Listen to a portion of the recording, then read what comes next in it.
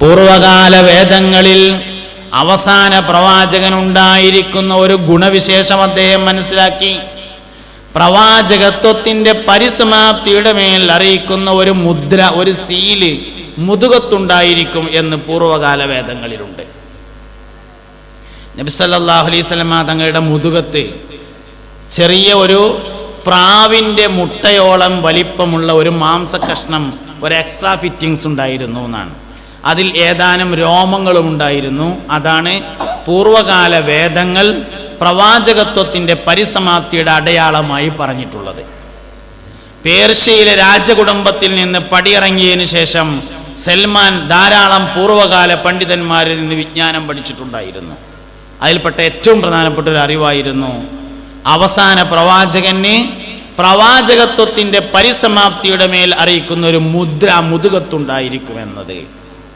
മദീനയിൽ ഒരു ജൂതന്റെ ഈത്തപ്പനത്തോട്ടത്തിൽ തൊഴിലാളിയായി സൽമാൻ അൽ ഫാരിസി താമസിക്കുന്ന കാലത്താണ് മുസ്തഫായ നബി സല്ലല്ലാഹു അലൈഹി വസല്ലമ തങ്ങൾ മക്കയിൽ നിന്ന് മദീനയിലേക്ക് ഹിജ്റ വന്നത്. അവസാന പ്രവാചകൻ മക്കത്ത് നിന്ന് മദീനത്തേക്ക് വന്നിട്ടുണ്ട് എന്ന് കേട്ടപ്പോൾ സൽമാൻ ഒന്ന് പരിശോധിക്കാൻ തീരുമാനിച്ചു. പ്രവാചകത്വത്തിൻ്റെ പരിസമാപ്തിയുടെ മേൽ അറിയിക്കുന്ന അടയാളം മുതുകത്തുണ്ടോ എന്ന് പരിശോധിക്കാൻ തീരുമാനിച്ചു. പക്ഷേ നബി തങ്ങൾ ഷർട്ട് ധരിക്കാതെ നടക്കൽ പതിവില്ല. വീട്ടിലാണെങ്കിൽ പോലും കുപ്പായം ധരിക്കും. ശരീരം ആരും കാണൂല, കാണാനൊരു വഴിയില്ല. ഒരുപാട് ദിവസം സൽമാൻ നോക്കാൻ വേണ്ടി നടന്നു, ഒരു രക്ഷയില്ല. അവസാനം സ്വഹാബിമാരിൽപ്പെട്ട ഒരാൾ മരണപ്പെട്ടു. ഖബർ കുഴിക്കാനും മയ്യത്ത് കുളിപ്പിക്കാനും കഫൻ ചെയ്യാനും മറവ് ചെയ്യാനും എല്ലാവരുമുണ്ട്. കൂട്ടത്തിൽ നബിതങ്ങളുണ്ട്. അവിടുന്ന് എന്തായാലും കുപ്പായം കഴിച്ചു വയ്ക്കാരെന്ന് കരുതിയിട്ട് സൽമാൻ വന്നു റളിയല്ലാഹു അൻഹു. അങ്ങനെ ഖബറിളക്കിനടുത്ത് വന്നു. എല്ലാവരും കൂടി ഖബറിളക്കുന്നുണ്ട്. നബിതങ്ങളുണ്ട് സല്ലല്ലാഹു അലൈഹി വസല്ലം. സൽമാൻ ഒന്ന് അപ്പുറത്ത് എന്നിട്ട് ഇങ്ങനെ നോക്കി, കാണാനില്ല, കാരണം കുപ്പായം കഴിച്ചിട്ടില്ല. പിന്നെ അപ്പുറത്ത് നിന്ന് ഇങ്ങനെ ഇങ്ങോട്ട് നോക്കി, വീണ്ടും ഇവിടെ നോക്കി, അങ്ങനെ മറയൽ കയ്യോളം നോക്കി, കണ്ടില്ല. മറവ് ചെയ്യൽ കഴിഞ്ഞു. എല്ലാവരും ഒരു തലക്കൽ നിന്ന് പിരിയാൻ തുടങ്ങി. ഓരോരുത്തരായി പിരിഞ്ഞ് അവസാനം മുത്തുനബി സല്ലല്ലാഹു അലൈഹി വസല്ലമയും ഏതാനും സഹാബികളും ബാക്കിയായപ്പ നബിതങ്ങൾ ദൂരെ നിന്ന് വിളിച്ചു, ആ നിൽക്കുന്നത് സൽമാനാണോ? ഇവിടെ വാന്ന് പറഞ്ഞു. നേരത്തെ പരിചയമില്ല കേട്ടോ, നേരത്തെ പരിചയമൊന്നുമില്ല. സൽമാൻ എന്ന് പറഞ്ഞ ആളല്ലത്, വാന്ന് പറഞ്ഞു.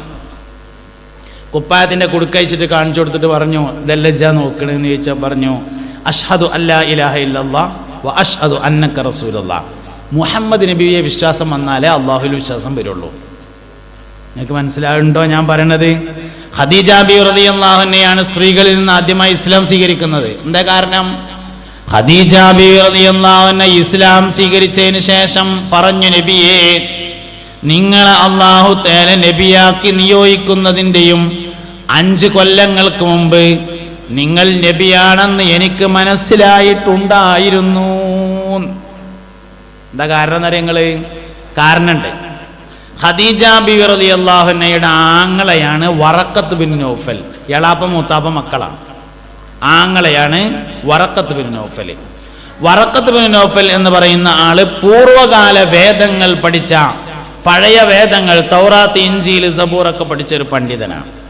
ഒരിക്കൽ ഖദീജ ബീവിയുമായി ഇങ്ങനെ സംസാരിച്ചു കൊണ്ടിരിക്കുന്നതിൻ്റെ ഇടയിൽ വറഖത്ത് ബിൻ നൗഫൽ പറഞ്ഞു, അവസാനത്തെ പ്രവാചകൻ ജനിച്ചിട്ടുണ്ട്, നമ്മളെ നാട്ടിലാണ് ജനിക്കുക, ലക്ഷണങ്ങളെ കൊണ്ട് അങ്ങനെയാണ് മനസ്സിലാകുന്നത് എന്ന് പറഞ്ഞു. ഖദീജ ബീവിൻ്റെ അടുത്ത് ആൾക്കാരുണ്ട്, സമ്പത്തുണ്ട്.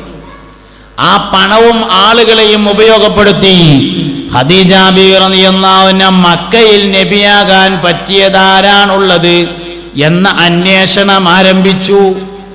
മക്കയിൽ ഇങ്ങനെ അന്വേഷിച്ചു, ആരാ നബിയാകാൻ പറ്റിയത്? അബൂ സുഫിയാൻ പറ്റൂല, അബൂജാഹിൽ തീരെ പറ്റൂല, ഇക്രിമ പറ്റൂല, എല്ലാവരും പഠിച്ചു, ആരും പറ്റൂല. പറ്റുന്ന ഒരാളുണ്ട്, അബ്ദുൽ മുത്തലിബിൻ്റെ പേരക്കുട്ടി അബ്ദുള്ള റളിയല്ലാഹു അൻഹുവിൻ്റെ മകൻ മുഹമ്മദിനെ പറ്റും എന്ന് കണ്ടുപിടിച്ചു. ഇനി അതൊന്ന് ഉറപ്പിക്കണം, അതിനെന്താ ചെയ്യാന്ന് ആലോചിച്ചു. അങ്ങനെ ആലോചിച്ചുകൊണ്ടിരിക്കുമ്പോൾ ഒരിക്കൽ വഴിയിൽ നിന്ന് അബൂ ത്വാലിബിനെ കണ്ടു, നബി തങ്ങളുടെ അളാപ്പ സല്ലല്ലാഹു അലൈഹി വസല്ലം. അല്ലെങ്കിൽ മൂത്താപ്പ. മൂത്താപ്പ എന്നാണ് ശരിയായ അഭിപ്രായം എന്നാണ്. നബി തങ്ങളുടെ വാപ്പയാണത്ര അബ്ദുൽ മുത്തലിബിൻ്റെ ഏറ്റവും ചെറിയ മകൻ. അങ്ങനെ ആകുമ്പോൾ മൂത്താപ്പാനെ കണ്ടു. അബൂ താലിബിനോട് പറഞ്ഞു, നിങ്ങളെ ജ്യേഷ്ഠൻ്റെ നിങ്ങളെ അനുജൻ്റെ മോന് മുഹമ്മദ് പെരേൽ വെറുതെക്കല്ലേ, ഓനൊന്ന് എൻ്റെ കച്ചവട സംഘത്തിൽ പറഞ്ഞയച്ചു തരികയാണെങ്കിൽ 2 പുരുഷൻ്റെ കൂലി കൊടുക്കാം എന്ന് പറഞ്ഞു. 2 ആണുങ്ങളെ കൂലി, ആണുങ്ങൾക്ക് വേറെ കൂലിയും പെണ്ണുങ്ങൾക്ക് വേറെ കൂലിയാണ് അന്ന് കൊടുക്കല്. അതുകൊണ്ട് 2 പുരുഷൻ്റെ കൂലി കൊടുക്കാം എന്ന് പറഞ്ഞു. അബൂ താലിബ് വീട്ടിൽ ചെന്ന് നബി തങ്ങളോട് വിവരം പറഞ്ഞ് മുസ്തഫായ നബി സല്ലല്ലാഹു അലൈഹി വസല്ലം തങ്ങൾ ഖദീജ ബീവി റളിയല്ലാഹു അൻഹയെ കാണാൻ വേണ്ടി വന്നു. കച്ചവട സംഘത്തിൽ പോരാൻ താല്പര്യമറിയിച്ചു. ഖദീജ ബീവി സമ്മതിച്ചു. അങ്ങനെ ഖദീജ ബീവിയുടെ കച്ചവട സംഘത്തിൻ്റെ കൂടെ നബി തങ്ങൾ പുറപ്പെടുകയാണ്. കച്ചവട സംഘത്തിൻ്റെ കൂടെയാണ് കേട്ടോ. ഹലോ കച്ചവട സംഘത്തിൻ്റെ കൂടെയാണ്. അതായത് കച്ചവടത്തിന് വേറെ ആളുണ്ട്, നബി കച്ചവടത്തിനല്ല. നബി സല്ലല്ലാഹു അലൈഹി വസല്ലം തങ്ങൾ അതിൻ്റെ കൂടെ പോവാണ്. ഒരു അടിമയും ഉണ്ടായിരുന്നു കൂടെ. മൈസറത്ത് എന്നായിരുന്നു ആ അടിമയുടെ പേര്. അടിമ എസ്രയാണ്, നബിതങ്ങൾ എസ്രയാണ്. നബിതങ്ങൾക്കും കച്ചവടം ചെയ്യാൻ ഡ്യൂട്ടിയില്ല, നേതൃത്വമുണ്ട്. കച്ചവട സംഘത്തിന് ഒരു നേതൃത്വം കൊടുത്തിട്ടുണ്ട്. പക്ഷെ കച്ചവടത്തിന് വേറെ ആളുണ്ട്, സ്ഥിരം പോണ ആൾക്കാരുണ്ട്, നല്ല കച്ചവടത്തിൽ തഴക്കം പഴക്കമുള്ള ആൾക്കാരുണ്ട്. മൈസറത്തിന്റെ ജോലിയും കച്ചവടമല്ല. മൈസറത്തിന് എന്താ ജോലി അറിയങ്ങള്? യാത്രയിൽ എന്തെങ്കിലും അത്ഭുത സംഭവങ്ങൾ കാണുകയാണെങ്കിൽ അത് വന്ന് വിവരം പറയണം എന്നതാണ് മൈസറത്തിന്റെ ജോലി. അങ്ങനെയാണ് യാത്ര പോകുന്നത്. വഴിയിൽ അത്ഭുതങ്ങൾ മാത്രമേ ഉള്ളൂ. ഒരു മരച്ചോട്ടിൽ വിശ്രമിക്കുന്നു. അപ്പോൾ ഒരു പുരോഹിതൻ വരുന്നു. ഈ മരച്ചോട്ടിലിരിക്കുന്നത് അവസാനത്തെ പ്രവാചകനാണെന്ന് പറയുന്നു. ഒരു ക്രിസ്ത്യൻ പള്ളിയിൽ നിന്ന് ഒരു പാതിരി ഇറങ്ങി വരുന്നു. ഈ നടന്നു പോകുന്നത് അവസാന പ്രവാചകനാണെന്നും നിങ്ങൾ വേഗത്തിൽ കച്ചവടം മതിയാക്കി നാട്ടിലേക്ക് മടങ്ങണമെന്നും പറയുന്നു. നടന്നു പോകുമ്പോൾ മേഘങ്ങൾ നിഴലിട്ട് കൊടുക്കുന്നു. മാർക്കറ്റിലെത്തുന്നതിന് മുമ്പ് കച്ചവട സാധനങ്ങൾ വിറ്റുതീരുന്നു. വർദ്ധിച്ച ലാഭവും ലഭിക്കുന്നു. തിരിച്ചു വരുമ്പോൾ കുറേ സാധനങ്ങൾ മക്കത്തില്ലാത്തത് വാങ്ങിക്കണ്ട് വന്നു. തിരിച്ച് മക്കത്തെത്തിയപ്പോൾ തന്നെ അതും തീർന്നു. അങ്ങനെ ഇതെല്ലാം ഖദീജ ബിവിയോട് പറഞ്ഞപ്പോൾ ഇത് അവസാന പ്രവാചകനാണെന്ന് സയ്യിദത്തുന ഖദീജ റളിയല്ലാഹു അൻഹ മനസ്സിലാക്കി. അങ്ങനെ ആ നബിക്ക് വേണ്ടി സമ്പത്തും ശരീരവും ആത്മാവും മനസ്സുമെല്ലാം സമർപ്പിക്കാൻ തീരുമാനിച്ചതാണ്. നബിതങ്ങളും ഖദീജ ബിവി റളിയല്ലാഹു അൻഹയും തമ്മിലുള്ള വിവാഹം ഒരിക്കലും നബിതങ്ങൾ ഖദീജ ബിവിയെ വിവാഹം അങ്ങോട്ട് അന്വേഷിച്ചതല്ല, ഖദീജ ബിവി ഇങ്ങോട്ട് അന്വേഷിച്ചതാണ്. ഖദീജ ബിവിയുടെ കൂട്ടുകാരിയായ നഫീസ എന്നു പേരായ സഹോദരിയെ അബ്ദുൽ മുത്തലിബിൻ്റെ അടുക്കിലേക്ക്, അബൂ താലിബിൻ്റെ അടുക്കിലേക്ക് പറഞ്ഞേക്കുകയാണ് ചെയ്തത്. മുഹമ്മദ് കല്യാണത്തിന് റെഡി ഉണ്ടോ എന്ന് ചോദിക്കാൻ വേണ്ടിയിട്ട്. ഒരിക്കലും നബി തങ്ങൾ അങ്ങോട്ട് കല്യാണം അന്വേഷിച്ചിട്ടില്ല. എന്താ കാരണം?